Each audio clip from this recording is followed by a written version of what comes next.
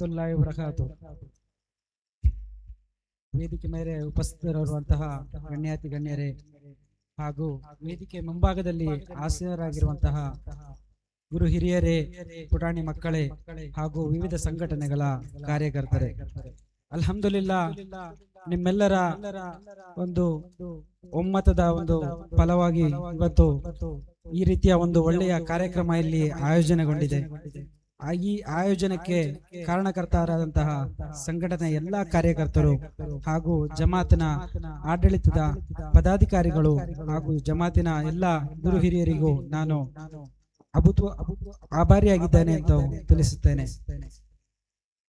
ಈ ದಿನ ಒಂದು ಒಳ್ಳೆಯ ವಿಚಾರ ಇಲ್ಲಿ ಪ್ರಸ್ತುತಪಡಿಸುತ್ತಿದ್ದಾರೆ. ಅದೇನೆಂದ್ರೆ ಜಾತಿ ಮತ ಎಲ್ಲೆ ಮೀರಿದಂತಹ ಒಂದು ಕಾರ್ಯಕ್ರಮವಾಗಿದೆ ಇದು.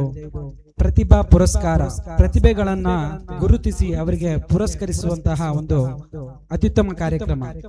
ಈ ಪುರಸ್ಕಾರ ಬೇರೆ ವಿದ್ಯಾರ್ಥಿಗಳಿಗೂ ಕೂಡ ಪ್ರೇರಣೆಯಾಗಿ ಅವರು ಕೂಡ ಮುಂದಿನ ದಿನಗಳಲ್ಲಿ ನಾವು ಈ ಪುರಸ್ಕಾರದ ಕಾರ್ಯಕ್ರಮದ ಒಂದು ಭಾಗವಾಗಿ ಹೊರಹೊಮ್ಮಬೇಕು ಅಂತ ಅವರಿಗೆ ಒಂದು ಪ್ರೇರಣೆ ಆಗ್ಬೇಕು ಅಂತ. ಯಾಕಂದ್ರೆ ಇವತ್ತಿನ ದಿನದಲ್ಲಿ ವಿದ್ಯಾಭ್ಯಾಸ, ಎಜುಕೇಶನ್ ಅನ್ನೋದು ತುಂಬಾ ಪ್ರಾಮುಖ್ಯತೆ ಇರುವಂತಹ ವಿಷಯವಾಗಿದೆ. ನೆಲ್ಸನ್ ಮಂಡೇಲಾ ಒಂದ್ ಕಡೆ ಹೇಳ್ತಾರೆ, education is A strong weapon which can change the world. ವಿದ್ಯಾಭ್ಯಾಸ ಅನ್ನೋದು ಒಂದು ಅತ್ಯಂತ ಮಹತ್ವವಾದಂತಹ ಒಂದು ಆಯುಧವಾಗಿದೆ. ಅದ್ರ ಮೂಲಕ ನೀವು ಇಡೀ ಜಗತ್ತನ್ನ ಬದಲಾವಣೆ ತರಬಹುದಾಗಿದೆ. ನಮ್ಮ ಮಹಾತ್ಮ ಗಾಂಧಿ ಹೇಳ್ತಾರೆ, live as you die tomorrow, learn as many as things.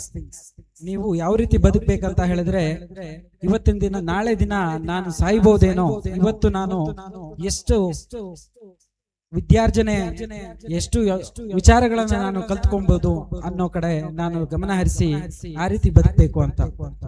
ನಮ್ಮ ಹಿಂದೆ 10-20 ವರ್ಷಗಳ ಹಿಂದೆ ನಮ್ಮ ಸಮುದಾಯದಲ್ಲೂ ಈ ವಿದ್ಯಾಭ್ಯಾಸ ಕೇವಲ 7ನೇ ತರಗತಿಗೆ ಅಥವಾ ಹೆಚ್ಚು ಅಂದ್ರೆ 10ನೇ ತರಗತಿಗೆ ಸೀಮಿತವಾಗ್ತಿತ್ತು.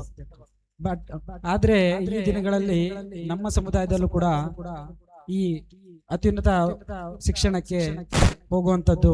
ಯಾಕೆ ಅಂತ ಹೇಳಿದ್ರೆ, ನಮ್ಮ ಜಮಾತಿನಲ್ಲಿ ಇವಾಗ ಡಾಕ್ಟರ್ಗಳಿದ್ದಾರೆ, ಇಂಜಿನಿಯರ್ಗಳಿದ್ದಾರೆ, ಲಾಯರ್ಗಳಿದ್ದಾರೆ. ಅದೇ ರೀತಿ ನಮ್ಮ ಸಮುದಾಯ ಕೂಡ ಇತರೆ ಸಮುದಾಯದಂತೆ ಈ ನಾಗರಿಕ ಸೇವೆ ಈ ರೀತಿಯ ಒಂದು ಸ್ಪರ್ಧಾತ್ಮಕ ಪರೀಕ್ಷೆಗಳೇನಿದೆ ಅದಕ್ಕೆ ನಮ್ಮ ಮಕ್ಕಳನ್ನ ನಾವು ತಯಾರುಗೊಳಿಸಬೇಕು. ನಾವು ಕೂಡ ಈ ಒಂದು ಸಮಾಜದ ಭಾಗವಾಗಿ ಈ ಶಿಕ್ಷಣದ ಮೂಲಕ ನಮ್ಮನ್ನು ನಾವು ಇನ್ನು ಬಲಿಷ್ಠಗೊಳಿಸಿಕೊಳ್ಬೇಕು ಅಂತ ನಾನು ಎಲ್ಲಾ ಪೋಷಕರಲ್ಲಿ ವಿನಂತಿಸ್ತೇನೆ. ಯಾಕಂದ್ರೆ ನಮ್ಮಲ್ಲಿ ಒಂದು ಪ್ರತಿಭೆ ಇದೆ, ಏನು ಆಗಿಲ್ಲ ಅಂದ್ರೆ ಸೌದಿಗೆ ಹೋಗೋಣ, ದುಬೈಗೆ ಹೋಗೋಣ, ಅಲ್ಲಿ ನಾವು ದುಡಿಬಹುದು ಅಂತ. ಬಟ್ ಆ ರೀತಿ ಯೋಚನೆಯನ್ನ ನಮ್ಮ ಮಕ್ಕಳಲ್ಲಿ ನಾವು ಹಾಕದೆ, ನಾವು ಅವರಿಗೆ ಉತ್ತಮ ಶಿಕ್ಷಣ ಕೊಟ್ಟು ಅದಕ್ಕಿಂತ ಹೆಚ್ಚಾಗಿ KPSC, IAS, KS ಈ ರೀತಿಯ ಪರೀಕ್ಷೆಗಳು, ಈ ರೀತಿಯ ಒಂದು ಸವಾಲುಗಳೇನಿದೆ ಅದನ್ನ ಯಾವ ರೀತಿ ಎದುರಿಸಿ ನಮ್ಮ ಮಕ್ಕಳನ್ನ ಈ ಒಂದು ಉತ್ತಮ ಶಿಕ್ಷಣದ ಕಡೆ ಕೊಂಡೊಯ್ಯಬಹುದು ಅಂತ ನಾವು ಗಮನ ಹರಿಸಬೇಕು ಅಂತ ನಾ ಈ ಸಂದರ್ಭದಲ್ಲಿ ತಮ್ಮನ್ನೆಲ್ಲ ಹೇಳ್ಕೊಳ್ತೀನಿ. ಅದೇ ರೀತಿ ಈ ವೇದಿಕೆಯಲ್ಲಿ ಮಾತಾಡೋದಕ್ಕೆ ಅವಕಾಶ ಮಾಡಿಕೊಟ್ಟಂತ ಎಲ್ಲಾ ಸಂಘಟನೆಯ ಪದಾಧಿಕಾರಿಗಳು ಹಾಗೂ ಜಮಾತ್ ಕಮಿಟಿನ ಪದಾಧಿಕಾರಿಗಳಿಗೂ ನಾನು ವಂದನೆಗಳನ್ನು ಸಲ್ಲಿಸುತ್ತಾ ಈ ನನ್ನೆರಡು ಮಾತುಗಳನ್ನು ನಾನು ಮುಗಿಸ್ತೇನೆ. ಅಸ್ಸಲಾಮು ಅಲೈಕುಂ ವರಹಮತುಲ್ಲಾಹಿ.